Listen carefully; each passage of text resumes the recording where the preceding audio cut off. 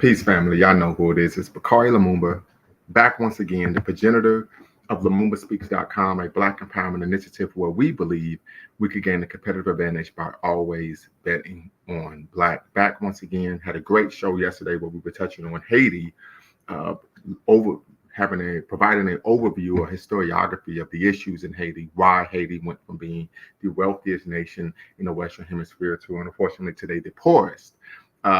So we had a great show yesterday, and we're doing a dual broadcast once again. Lumumba Speaks in Bequalan Network.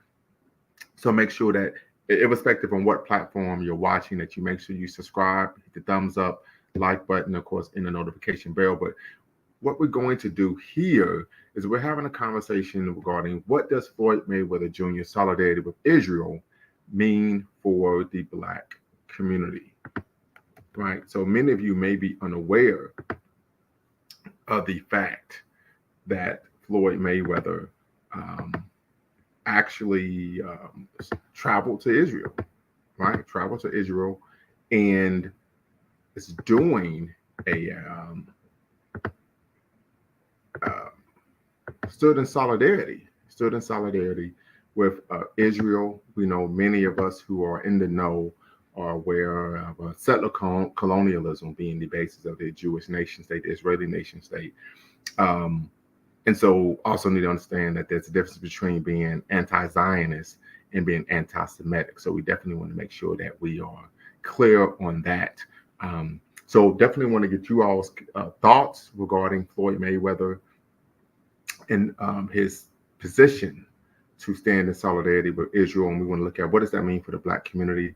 We know that there's been a level of racial deference for Black people in terms of in their relationships with Jewish people. So we definitely want you all to tap in and be part of the conversation and share with us what you think regarding this. With that being said, family, want to make sure that we go over the ground rules this evening, right? First and foremost, diversity of thought is welcome. Diversity of thought is welcome. No racial epithets are allowed, right? So no racial epithets of any kind. This is a space for Black empowerment. So we want to make sure that what we're doing here is rooted in the three ends of Black power: self-respect, self-defense, and of course, self-determination. Facts over feelings. So when we have this conversation, if you tap in, if you disagree with someone, make sure you attack the argument, not the person.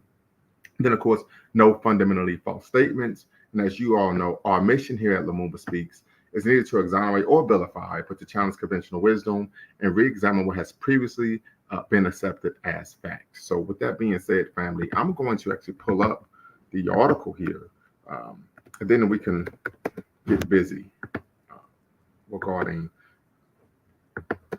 what's going on here. Let's see here. Give me 1 second, family. Okay. Get this party started.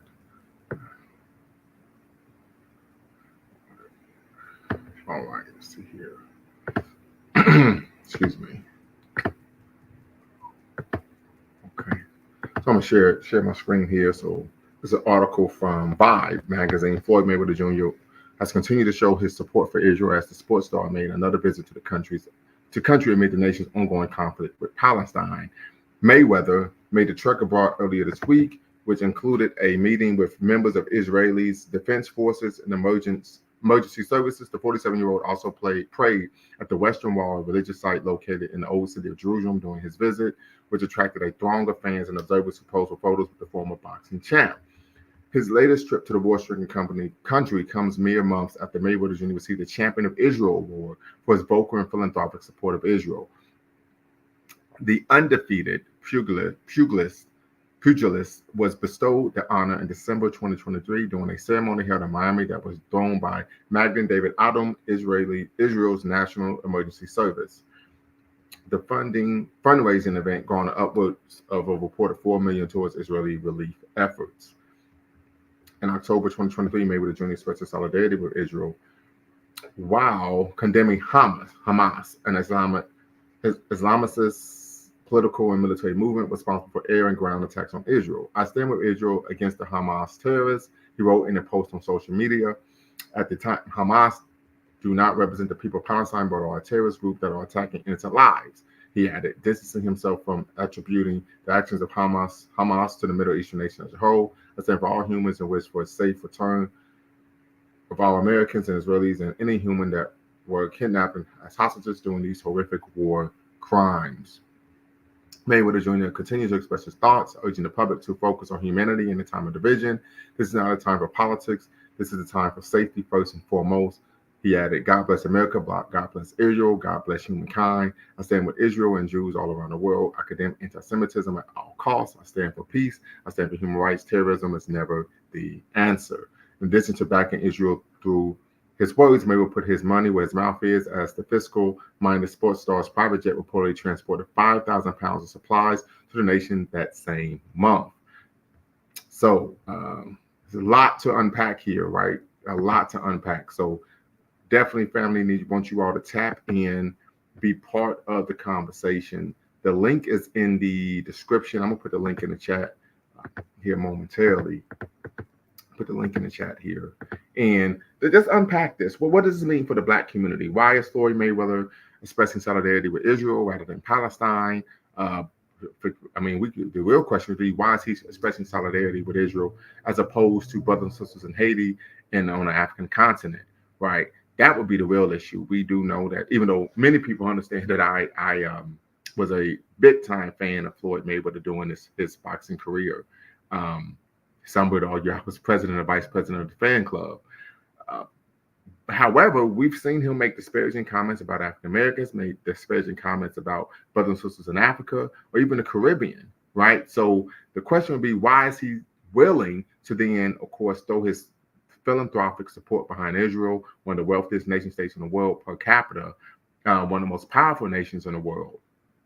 So this is what we need to unpack. And then, of course, what does this mean for the Black community when we see Black celebrities, Black leaders, or quote unquote selected leaders, right, engaging in the racial deference for other racial ethnic groups? So tap in, family.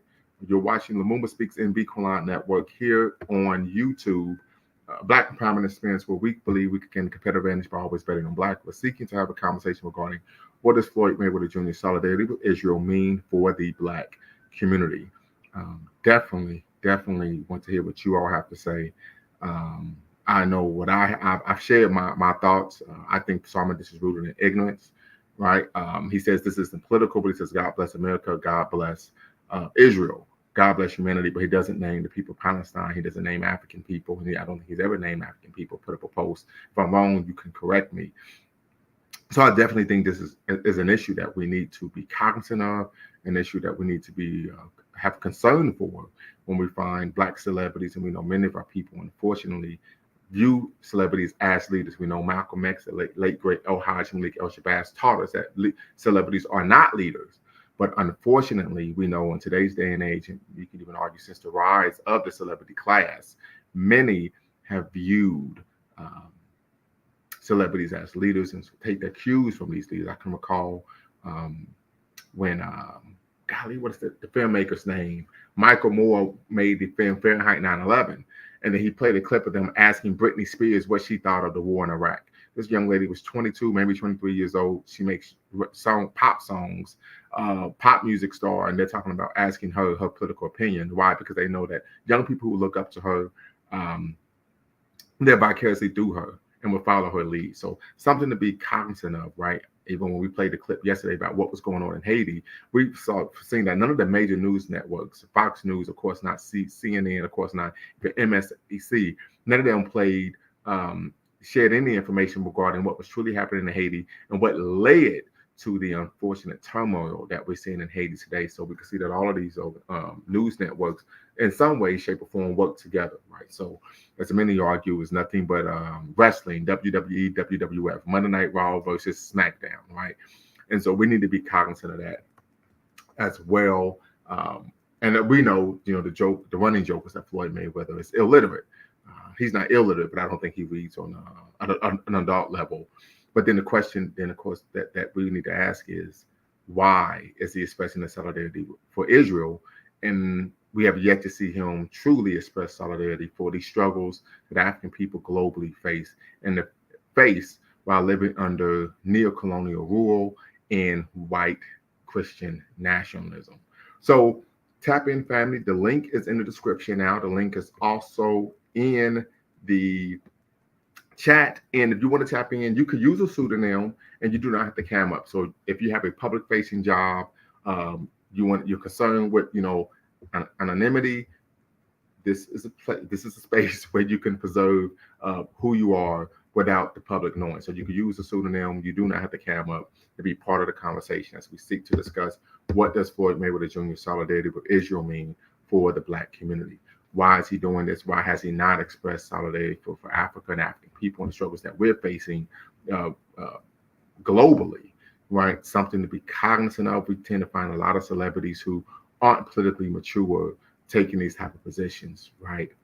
So definitely want you all to tap in, share with me your thoughts, what you think regarding the former pound for pound king, self-proclaimed TBE, and of course we know the greatest fighter of his generation, Floyd Mayweather Jr., expressing solidarity and philanthropic support for Israel.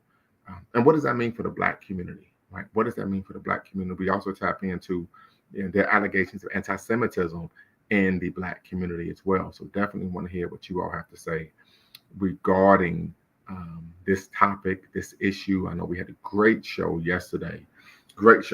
So once again, family, you can use a pseudonym. You do not have to cam up. But definitely want to hear what you all have to say regarding this topic. And just if anyone is concerned, I am recovering well. About another 2 weeks, I should be able to be out of this. And I'll start physical therapy on my shoulder. My hope is that it'll go well and I can get back to Body by Lumumba as soon as possible, right? So, but with that said, family, make sure you tap in as we want to unpack Floyd Mayweather Jr. and his trip abroad to Israel. So let me see if I can pull something up here.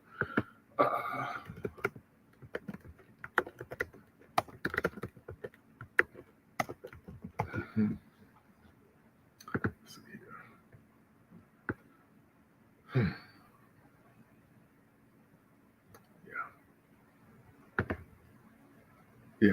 So they're saying that a lot of people sought to take pictures with him, but I'm quite sure that Mayweather was unaware of the history of settler colonialism in regarding the conflict in Palestine. So I'm quite sure that was the case. And we tend to find that that's the case with a number of individuals in our community, and even America abroad, that they get a very skewed, disingenuous perspective of history. So let's pull this up, family. See what we get here.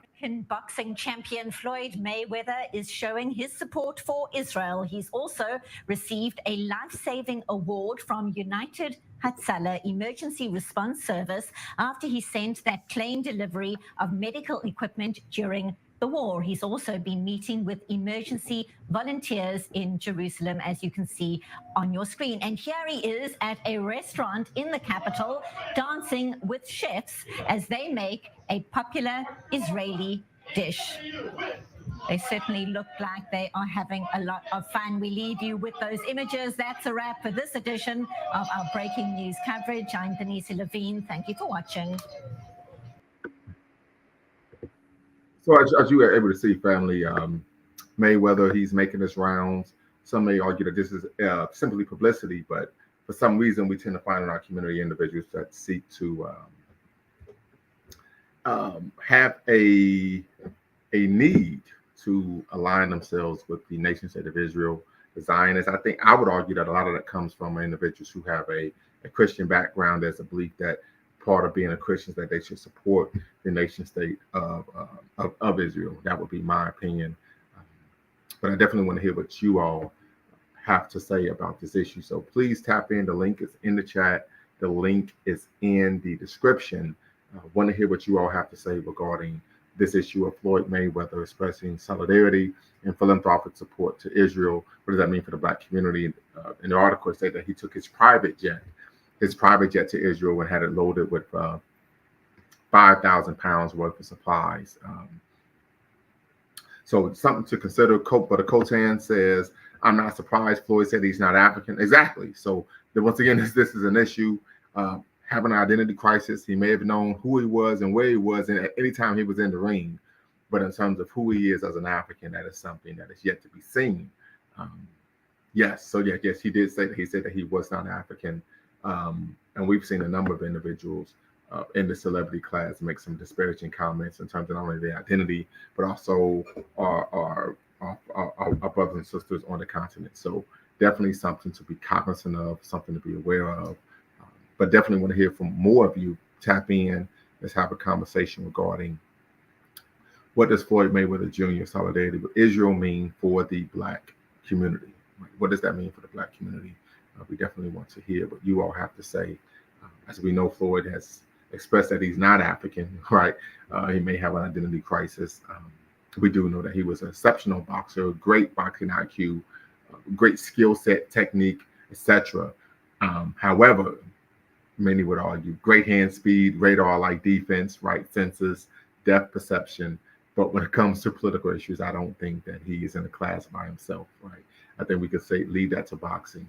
And I was a huge Floyd Mayweather Jr. fan. In fact, I find myself oftentimes still watching his fights, even though he's retired, been retired for several years now. So just something to consider when we talk about Floyd Mayweather Jr. But unfortunately, this reminds me also of the late Colin Powell, right? Unwilling to condemn the human rights violations by the nation state of Israel at the UN meeting that they had, right? I think it was in Durban, South Africa, many years ago, almost 20-some years ago. So this is something that we find in terms in which I would argue that many of us in our community tend to try to associate themselves and seek solidarity with those who are in power. We talk about white Christian nationalism. I would argue that even white Christian nationalism aligns support for the nation state of Israel, right? Settler colonialism, which we know many argue is the academic term, but definitely want to get you all's thoughts. If you are aware of the term, cognizant of what the term settler colonialism means, put a 1 in the chat. If you are not aware of what the term settler colonialism means, put a 2 in the chat. If you are aware of the term settler colonialism, what that term means, put a 1 in the chat. And if you are unaware, family, put a 2 in the chat. Definitely want to get your thoughts there. If not, we're going to close out, but just want to hear what you all have to say regarding this issue. And I actually was supposed to do this show tomorrow. I was going to do another show today, but I hit the live on the wrong stream, but it's quite all right. But once again, if you are aware of what the term settler colonialism means, tap in, let me know. If you are unaware of what the term means, put a 2 in the chat, a 1 in the chat if you are aware. So settler colonialism, this is what we're seeking to talk about here. And we could discuss what settler colonialism is. All right, so Mark Mill say Floyd Mayweather is just not smart at all. Well, I think he's smart, right? I think that he just isn't politically astute, right? I think he's a great businessman. I think he understood the marketing himself.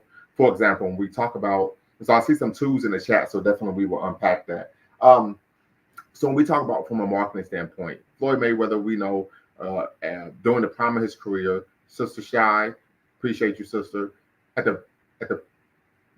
in the prime of Floyd Mayweather's career, he was the number 1 pound-for-pound fighter in the world. He was what they call the pound-for-pound champion of the world.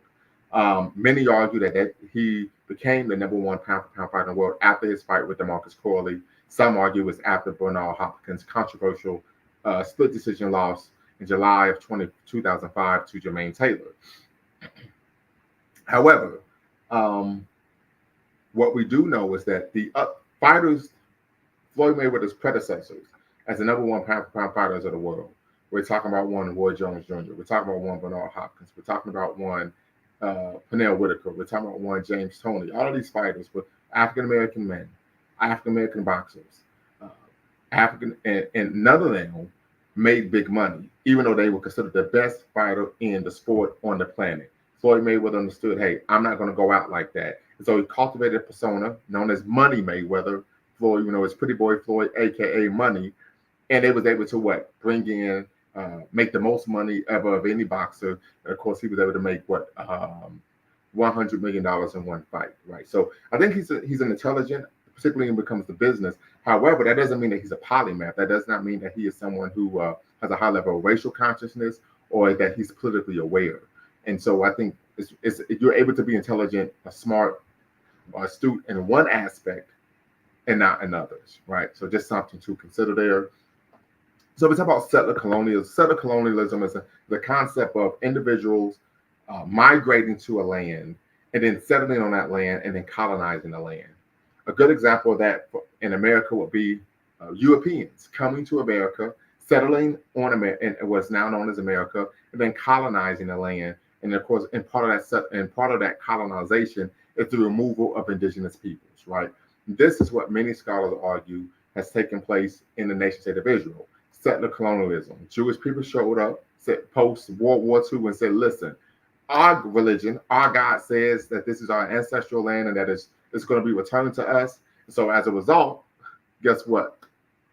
It's ours, and we're going to take it by force, right?" The Boers, yes, Sister Shai even says the Boers in South Africa is another example of settler colonialism. So I think many of you were aware that where a settler colonialism is, simply weren't aware of the term, right? The terminology. So, of course, that's what we like to call organic intellectualism. We didn't have to read a book to know that this is what's taking place and that we have an issue with it.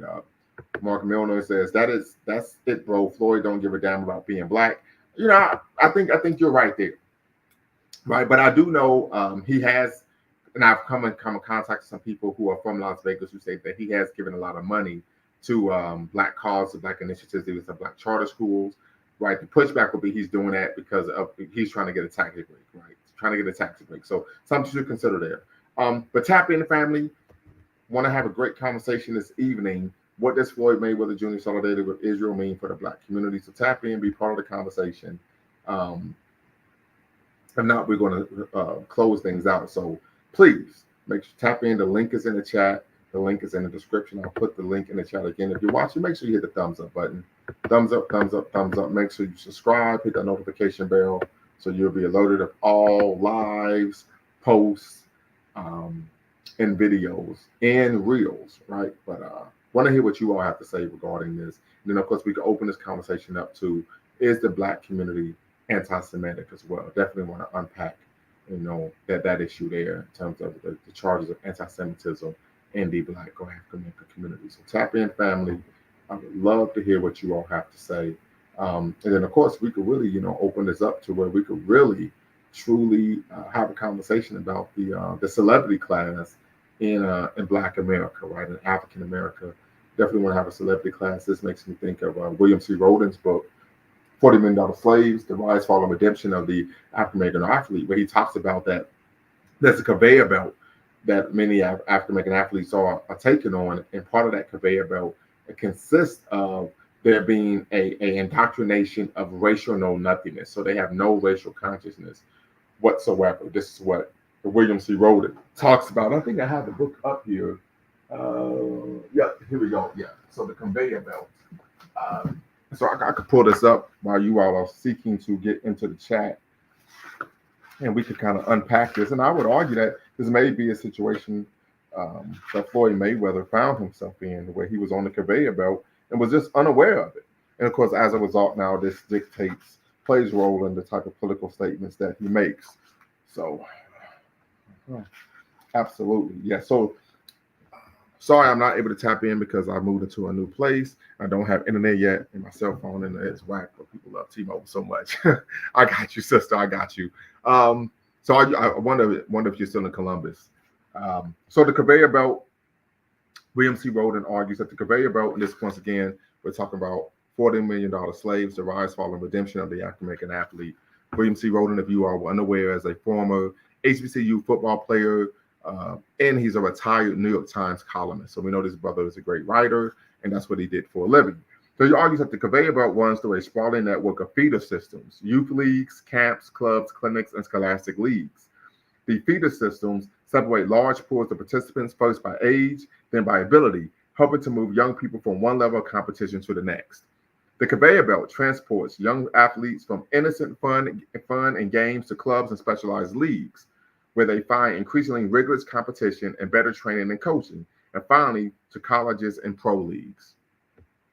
The well-trained athletes Brother Roden states, paying fans watch every weekend represent the finished product. At worst, the conveyor, he says, at worst, the conveyor belt induces young people to the worst ills of the contemporary sports industrial complex while they are still young and impressionable. Isolated on the belt, young athletes become accustomed to hearing yes all the time and having adults fawn over them and give them second and third chances because of the promise of the talents. The end result is often as evident on the crime blotter as in the sports section. No matter how focused and disciplined they are on the court, young athletes are not given any restraints off of it. The belt is also designed to. Now here's the part that's going to hit. The belt is designed to dull any racial consciousness and eliminate communal instincts. Instead, the belt cultivates a culture of racial know-nothingism. Indeed, the act of processing athletes along the conveyor belt involves a significant and often subtle element of deprogramming potential troublemakers, Black athletes who might be tempted to think of themselves or their situations in racial terms, or who might want to use their prominence in the service of something other than enriching the institution. In a university, such troublemakers may include athletes who want to use their visibility to call attention to the need for more Black head coaches or faculty on campus, or athletes interested in initiating or joining in causes that might embarrass the institution. On the conveyor belt, young athletes quickly learn that easy passage through a white control system is contingent upon not rocking the boat, not being a troublemaker, making those in position of power feel comfortable with the athlete's Blackness. Right?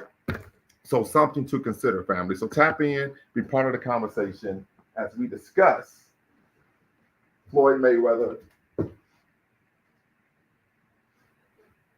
in his statement of an action of solidarity with Israel and what it means for the Black community. So Murder 100, appreciate it.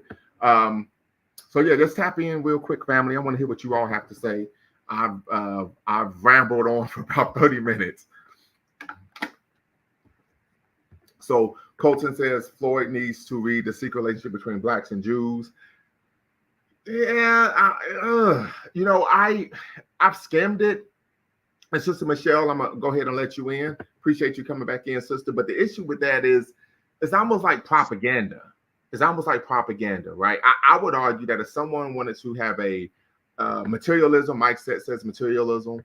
If someone wants to really try to unpack that relationship, I would argue that they should read Dr. King's autobiography and, of course, Malcolm X's autobiography as well, right? Because they touch on this issue in their autobiographies. In fact, I'm going to grab Dr. King's autobiography because I know most people have not read Dr. King's autobiography and what he has to say about this issue. So go ahead, Sister Michelle. Good evening. Thank you for having me on your panel. I'm glad to see you doing better and getting better. Why do these powers that be believe they can take an individual just because they're a celebrity to represent the Black community?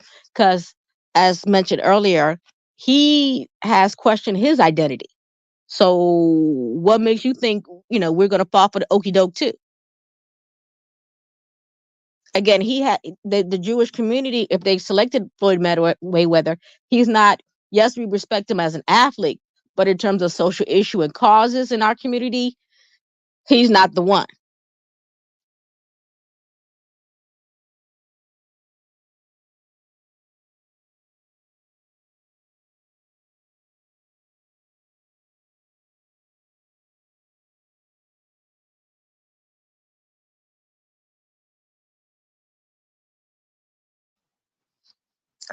Am I still there?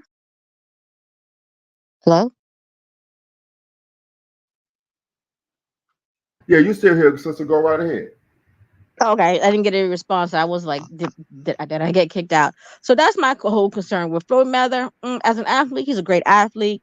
He's done some good things within the community that I can respect. But in terms of raising our people's causes, he's not. Again, I don't see it.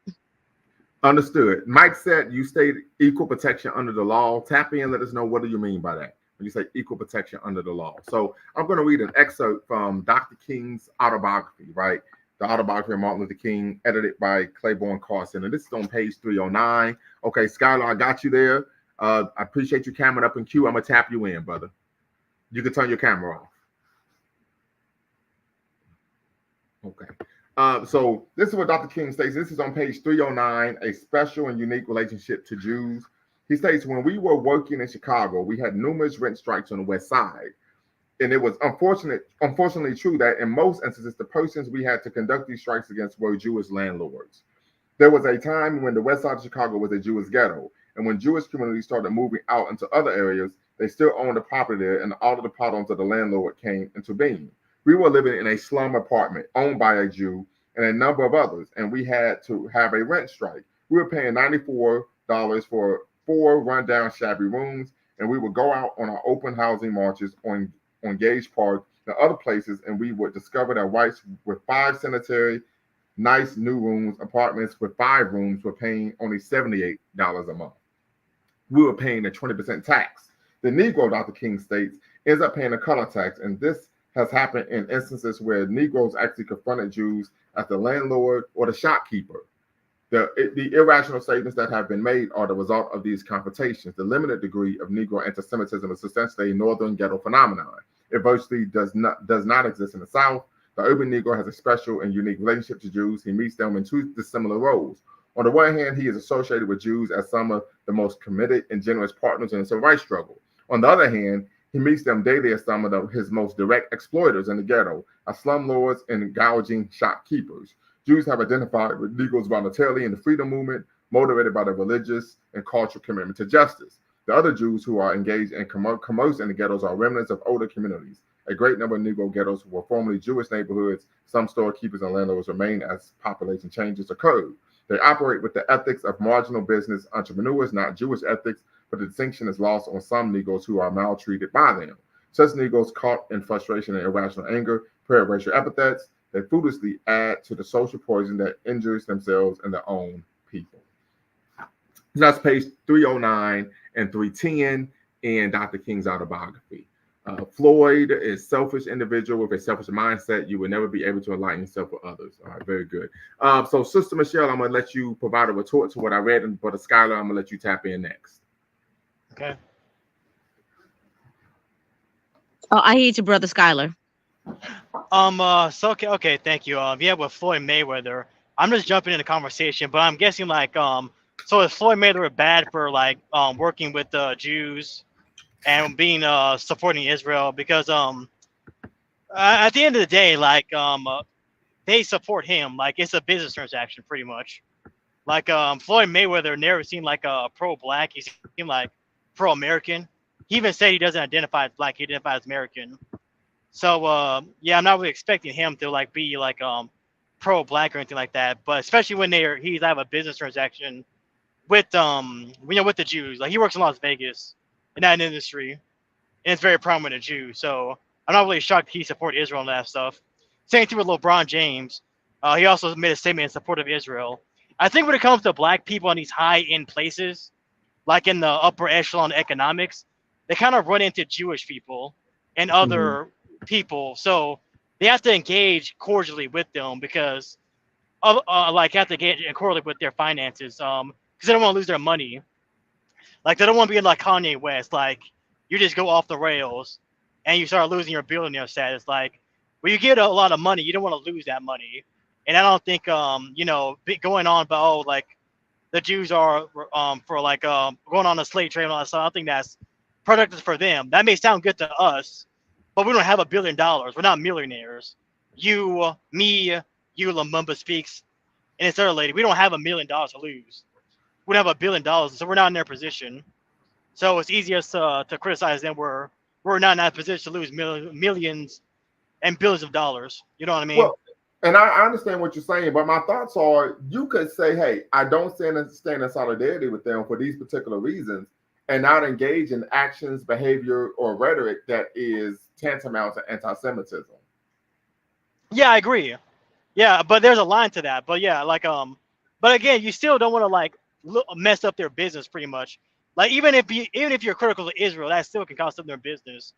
But so yeah, but like just like Kanye West, like nobody wants to be Kanye West. Like Well, he was just going around saying crazy stuff. Exactly. But even you have some black people. You even have some black people that say, yeah, Kanye West didn't say anything wrong. Like even you have some black people that say that stuff, but That's my Yeah, point. Like there's a balance. What I'm saying here, like right, okay. you can say you need to be able to bring out these truths, right? Like say, Right. hey, there were Jewish people involved in slave trade. They're saying that and say, hey, Jews played a significant role in the slave trade, and they are responsible for the slave trade. You know what I mean? Right. There's like being example like you like pointing out William Benjamin Judah Benjamin like the secretary of the Confederate like being fact driven and is going off the rails where people can use stuff against you. Like when you do that, you have to be very specific. You can't just do a Kanye West or a Kyrie Irving. You know what I mean? Because Exactly. at the end of the day, we're not gonna go fund their lifestyles. We're not gonna go like replace the billions and millions of lost. So when you get in that income bracket, you have to be careful. Like you have to be very specific and stuff like that. You know what I mean? Absolutely. But then Yeah, I this don't think. goes back Yeah, to us not controlling wealth. We don't have any power or wealth. That's our yeah, biggest issue as a collective. yeah. That's my yeah. And It's that's why not the we're in these situations.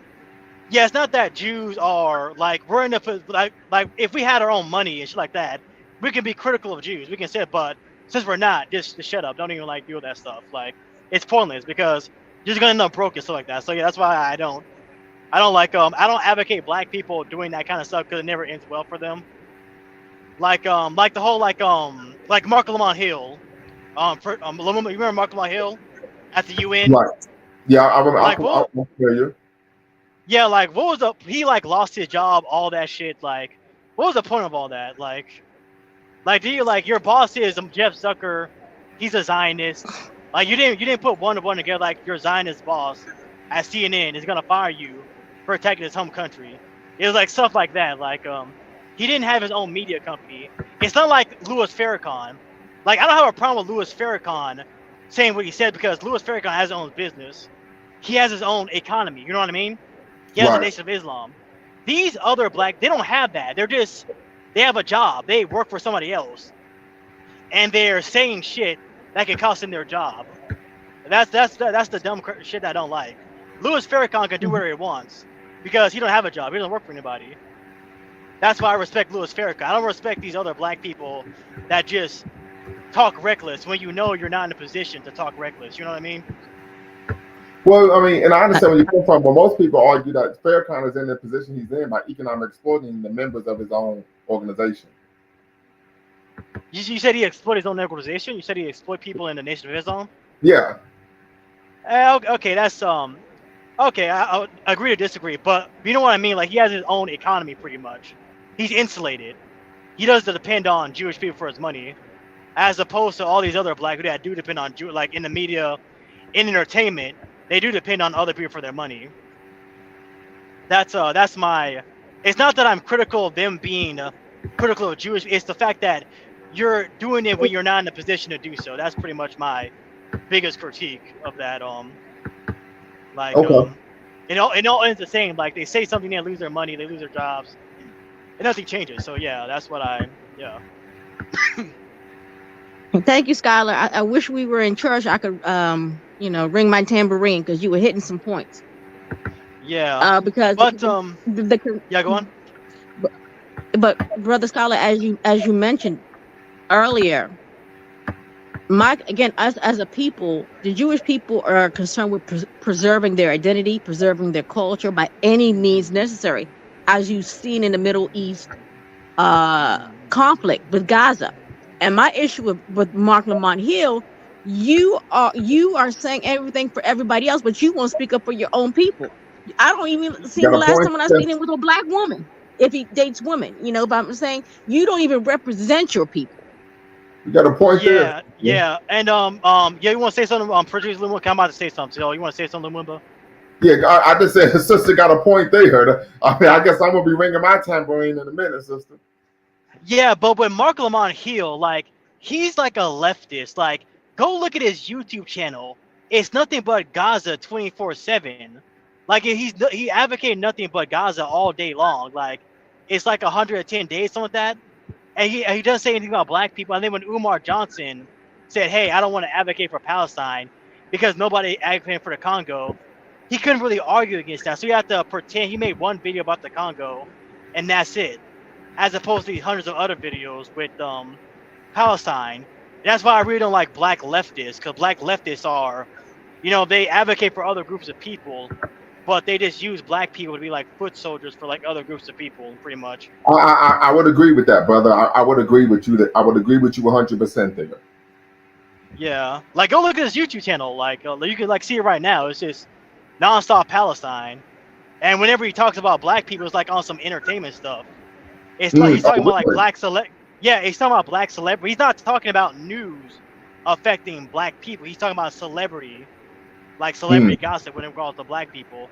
It's not like with Palestine, we're like a life or death, like it's serious. But he's like ignoring all the serious thing with Africa. He ignoring all that stuff. But he like when it comes to black people, it's like celebrity gossip, pretty much. How come he hasn't visited the Gaza yet? If he's so passionate, how come he doesn't make No, a visit he to the has. Gaza? Oh no, he has. He did went to like Gaza or something like that. He did took the trip to Palestine. He did though. Before or after the conflict, if you know. Oh, but before the conflict. Okay. Yeah, but he just comes from that school of black leftism where I really disagree with that kind of stuff. Yeah, because it's kind of the multicultural. We are the world, and Yeah. our issues are always put on the back burner. So I agree with you there 100%, brother. Yeah, and like any criticism you have against Israel, you can make the same criticism about Arabs. Like, you can say, "Oh, they control our economy," but in Lebanon, there's a huge and in Liberia, there's a huge Lebanese population that owns like a lot of the economy. Yes, And then in Haiti, even there's in like a Haiti, huge in Haiti, like there's Syrians, there's Jews Syrians working and together. Lebanese, yeah, Dude, in absolutely. El Salvador, that new he's Palestinian. So like, why are we advocating like we're like with black people, like whenever someone's losing, we have to identify with the losers. But whenever they're not losing anymore, they come around and oppress us. So that's why I'm not for that intersectionality, like left wing kind of stuff, because in the long run, it always comes back against us. Mm-hmm. Brother Yeah. Lumba, can I speak? I have a story about that. Please A go few right ahead, years sister. ago, I was working in a like supportive housing type of setting, and there was a black, and I used to visit the mother. The mother was on my caseload. So one of her sons used to play with the boy. The boy's family was from the Middle East. So every time I used to come around, I noticed she used to play with the boy from the Middle East. Then one day I was like, I asked the mother about why he looking so sad. Because the little boy told him that he couldn't play with him anymore.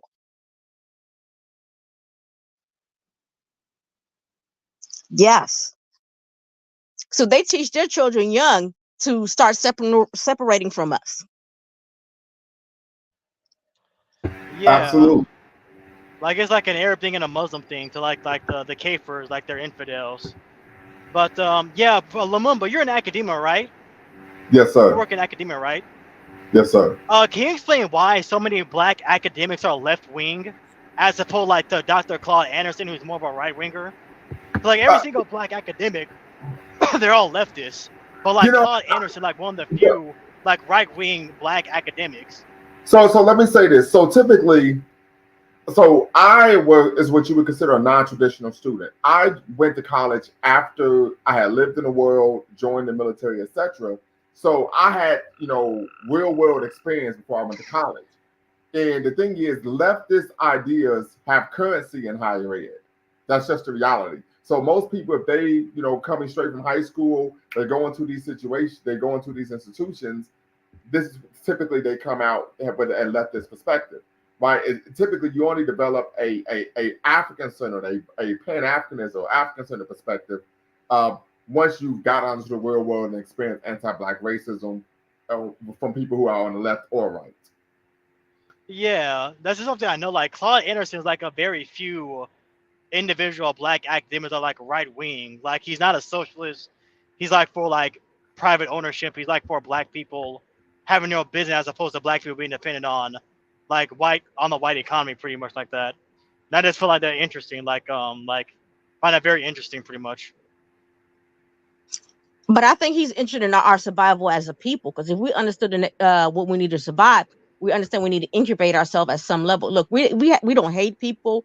We haven't done nothing to somebody. All we need to do, like any other group, is to self-preserve ourselves. Yeah, I agree with that. But like, there's so but how many people are talking like Claude Anderson though? Like Claude is like a very few amount of people that talk that way, as opposed to all the And other limited, and he has a academics. limited voice. Hmm. Yeah, like all the black talking heads, all the black academics, they're all like left wing and liberal, as opposed to Claude Anderson, who's more like a right winger, pretty much. That's what I'm saying. Like, there's no balance in the black community. Like, the black community is very squirrel toward the liberal side. It's very liberal left wing, as opposed to other communities, it's like a balance. So Well, that's why, no, yeah, I would say that I would argue that in the black community, culturally we've always been very conservative, but our politics have always been progressive. yeah, yeah. But I would say before the '60s, it was conservative because Martin Luther King dad, he was like for Richard Nixon, and Well, what's hold on, wait. But so I'm gonna push back against that because black people started voting Democrat in ways in the '60s, after, yeah. no, it was after FDR and the New Deal. I would say nah. I wouldn't say that. I would say that was more like the '60s. I get Yeah, what you mean, but that's the first time that there was a shift in terms of African Americans voting as a bloc for Democrats. Now we do know that going initially when Kennedy and Nixon was running, it was split almost 50-50. Yeah. When Kennedy interceded to get Dr. King out of prison or jail, I think they had sent him to the prison in Mississippi. That's when black people started voting a lot in terms of the Democratic Party. But here's the issue. This is something that we need to understand. I'm not concerned about voting Democrat or Republican because both of those political parties are funded by the same special interest groups, and both of those political parties seek to do harm to African people globally. So neither one of them are going to help us any. Yeah, I agree. I'm just talking about the political alignment. I'm not saying like Democrat. I'm talking about the policy wise. Like, you vote for a policy like abortion, higher taxes, government intervention in the economy. Like, I'm not saying I have to vote Republican, but it's just a policy. Like, those don't turn off black people. Like, it's not like the Democrat Party say, hey, we're for abortion, and say, hey, I can't vote for you. That's not a turn off for them. But I get what you mean. We've had government intervention with the economy with a Republican president in office. Look what happened with Bush. Yeah. So I'll tell you. Yeah, you're right. Yeah. Yeah. I'm just saying, like, it's a heavy. Like, I know what you mean, like social conservatism, but like, it's just But even like you say, it's not even not voting Democrat. Even you have even my aunt. I told her like I'm not voting, and she got like on my ass about it. About I have to go vote and shit. Yeah, well, we definitely need to be engaged with the political process at the local and state level. Yeah, I know what you mean. No, I just know I voted for Trump, but I told her that. I told her that I'm not voting just to like get her off me. Because I know if I told her if I vote for Trump, it'd be way worse. So I just told her I'm not voting. So the question is, why did you vote for Trump? Again, I used to be a Bernie Sanders supporter. And I was one of those Bernie Sanders supporters that didn't like Hillary Clinton. So I voted for Trump because he was talking similar about not wanting to go to war, like not being, whether he believes it or not, whether that will he actually believe it or not. He was talking about now all these wars are bad. George Bush was responsible for 9/11. He criticized the neocons a lot. Whether he did that policy-wise or not. Right. So that's why. Real quick, because what we do know is that Trump increased military aggression in Africa during his administration, as opposed to what previous administrations. Okay, I have to look back at that. Okay. Yeah, there was a great article. I can pull up the article. Okay. Yeah, but again, I'm talking about the campaign. He kind of campaigned more, like he kind of borrowed Bernie Sanders kind of bit. That's why I voted for him pretty much. I was kind of like on that Bernie Sanders wing, but I shifted more right wing in my politics later on, pretty much. But yeah. So and not to take us too far of the topic, as we're talking about alliances, now many of our the Jewish community own many factories or have a lot of investments. So they're helping, and I'll say they're helping, but some of them are one of the more advocates for this new migration crisis that's coming in. Yeah. That's displacing Black communities, and I'm starting to see it here in my area too, in terms of areas where low income housing, where many of us Black people, lived, and now that's starting to change the dynamics. Yeah, I don't believe in like alliances. Pretty much everything is temporary. Pretty much. Like I don't believe in like a permanent line. People have different interests, so their interests are gonna change from our interests. So I don't believe in alliances at all.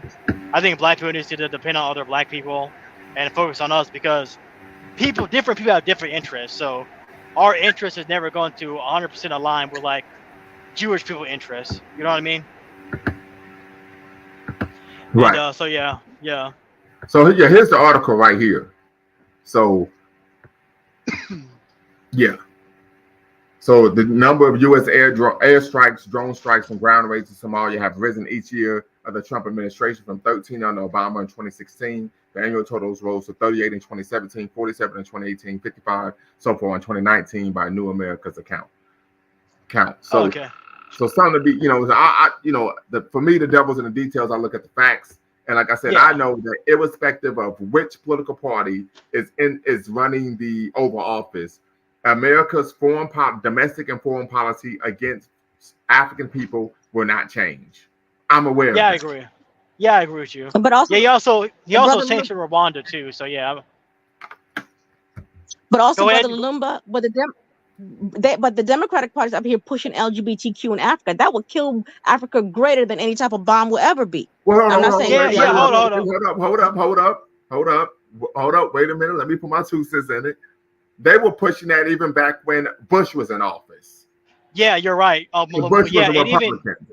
So once again, it doesn't matter if the person's Republican or Democrat. It doesn't matter what political party is in the Oval Office. America's domestic and international policy against African people does not change. They've been pushing these forms of birth control against in Africa in terms of you can't get aid unless you agree to this since the 70s when Henry Kissinger was the Secretary of State.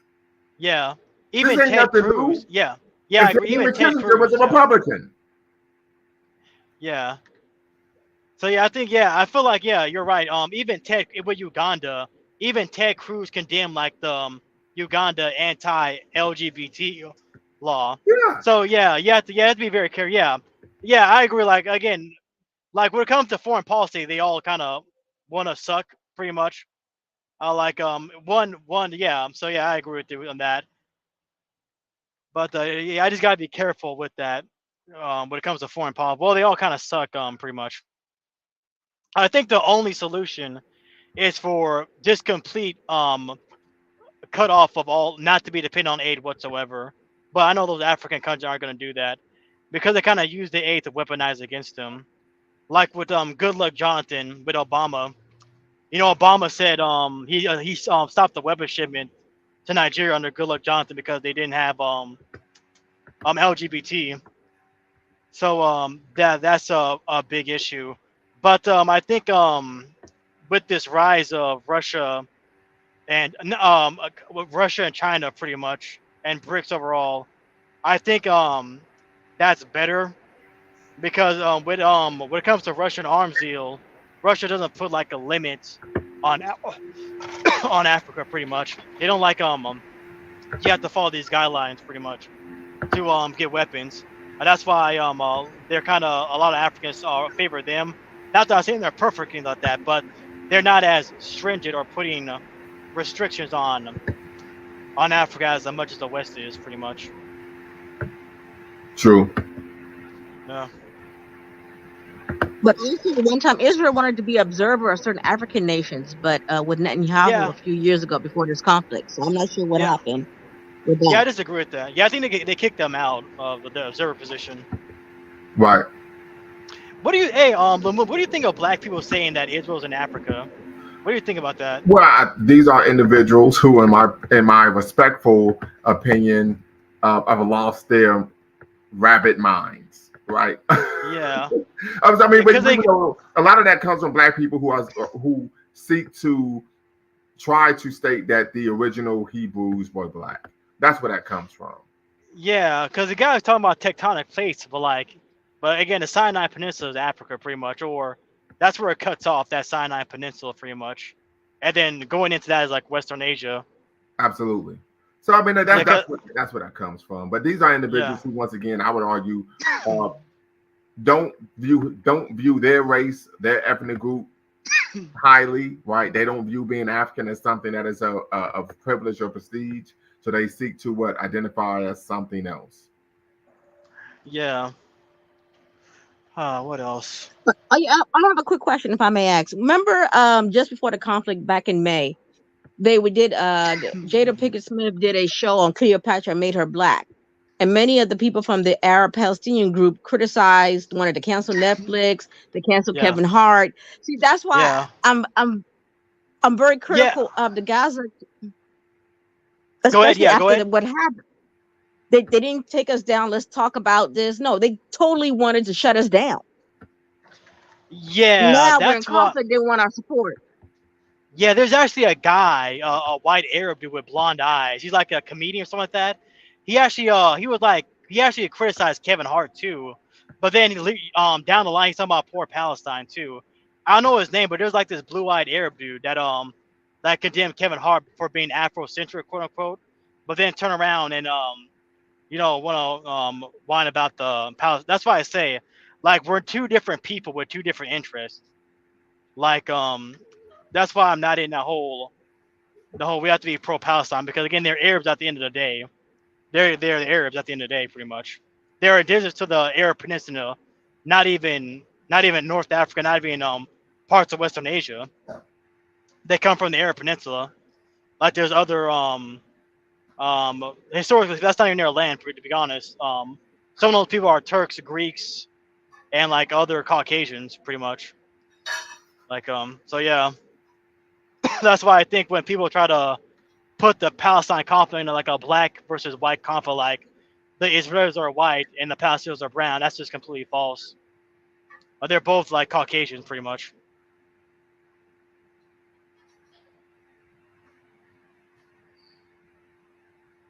Oh man,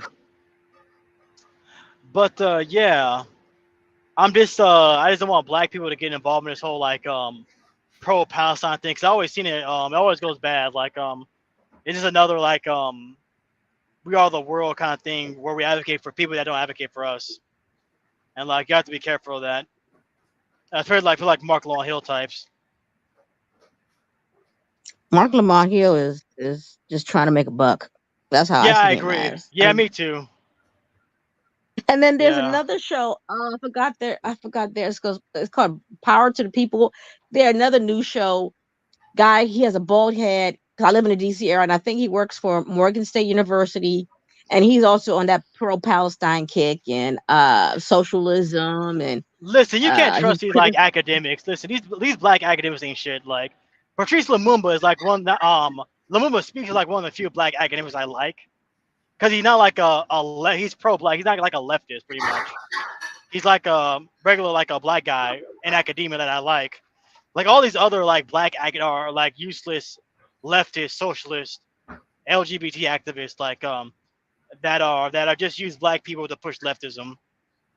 Like they're no different like than Larry Elder, pretty much. But in and my in then my mind, and then the issue I have when I was watching the show, because I think they were trying to coincide. They were talking about reproductive rights, but I had to turn off the show because I work in the urban community, and I understand when my sisters have to make those certain decisions. Don't get me wrong. I'm not like don't understand or don't want to be empathetic, but they don't want to understand why do we as black women feel we have to make those decisions, and why aren't we talking about solutions? Other communities try to help and empower women through various resources. I don't want to go too much off topic, yeah, I get what you mean. I but get in what you trying to mean. make these reproductive, why aren't Go ahead, they? sister. You okay? Go ahead. Why aren't we the mating system in general? Oh God, I don't want to take you too off topic. The mating system in general in every culture and Go every ahead, community sister. You clean. You good. You good. is somewhat guided by the community, but ours is not. There's some type of auntie, there's some type of uncle or some type of male figure saying, "Hey, Teak, who that little girl you messing with? What's up with her?" At least somebody kind of checking you to say, "Hey, what's up? What's going on with that situation?" To prevent it from now 2 years down the line, we're in child support court about you not taking care of your child because there's somebody from the community when the child circle was kind of monitoring that. There's no type of guidance in terms of monitoring our our mating process, and that's part of life. Mating is part of life, but we feel we can. I call them the feminates. Feel that you can tell young girls you can do whatever you want with your body and all that stuff, and that's not the case. Yeah, I feel like it's both ends with avoid sexualization. I feel like I'm like 27. I feel like men need to focus on getting their money up before they have sex with women. Like your 20s should be used to get money, stack your paper, not like try to have sex with a bunch of women. And I feel like women also need to understand like a man should use protection, use yeah, use protection pretty much when they have sex pretty much with you, especially like at an older age. You should be more having sex like just have sex with responsible people, like pretty much be responsible pretty much. And if there is a And pregnancy, it should be put up for adoption, like, or the community should come yeah, but together again, like for on like help with that kid. Yeah, go ahead, exactly, go but ahead. we don't have that. Everybody, we don't even have that. Even as we're aging, because I work with aging people now. Um, the grandkids, everybody's trying to live their lives. No, there's no sense of community anymore. We're getting gentrified. I live in the DC area. We're getting gentrified like left and right in here in DC because nobody understands some level of self preservation, and that's through one of the ways to self preserve is through the family system, and we're not doing that. Shooter's mama died. Big mama dies. The taxes are behind. Tyreek has turned the house into a trap house. You have girls all over the place. The taxes, it's just we don't understand self preservation. And Tyreek could actually save the house because in DC they have programs, but he's so focused on what he wants to do, he's not thinking about how to save the house. And again, these other communities come in and see these behaviors and take advantage because the person I just made up that name because that particular in that similar situation, it was a person from another community, white Jewish community, that bought that house.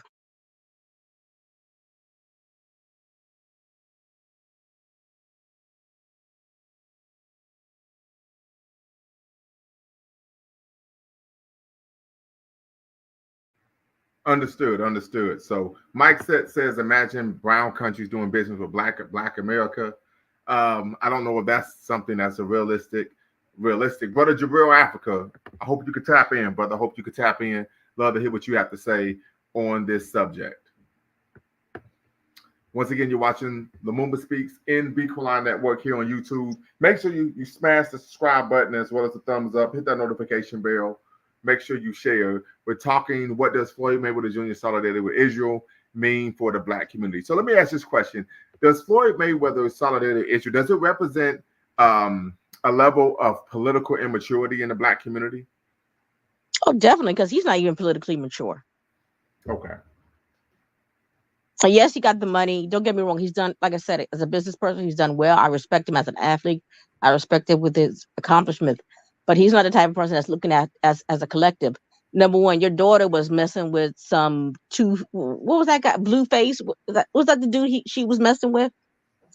You got all that money and she was crying, got into a fight, stabbed the other girl. You know, you can't even manage your household. Just lucky you have the money and the resources to smooth things out, but you're a mess. You're a deep down ghetto mess. Just that you got money to cover yourself up. That's it. Because number two, if I had resources like that, my daughter wouldn't be getting no stabbing fight over some dude who has already had 4 or 5 baby mamas. So let's really talk about Floyd Mayweather. Again, I'm not trying to embarrass him, but I see things in in his life that I question, and you want to represent the Black community when you don't want it to, but you don't want to speak on our issues when you had your own issues within your own family system that you don't want to address.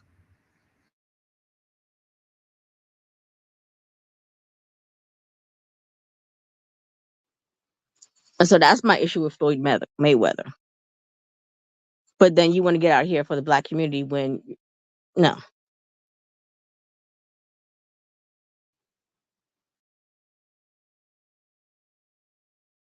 And if you notice, they know his personal life is full of dysfunction. He's not like a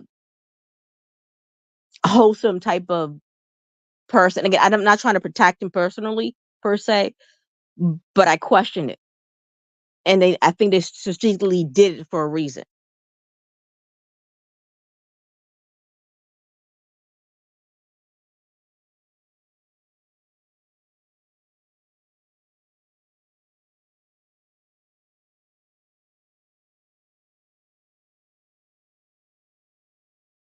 Is the show over?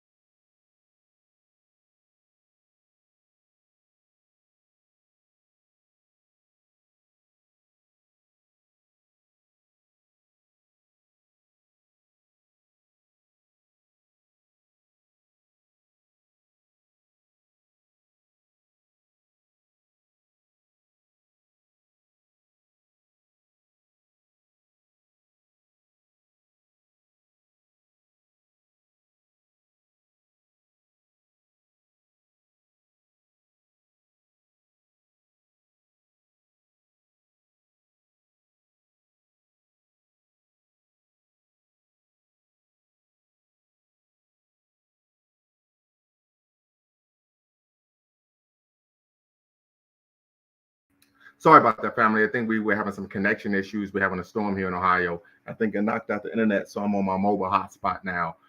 So I do apologize about that. But tap back in if you can. Tap back in, and we're still having a conversation regarding what does Floyd Mayweather Jr. solidarity with Israel mean for the Black community.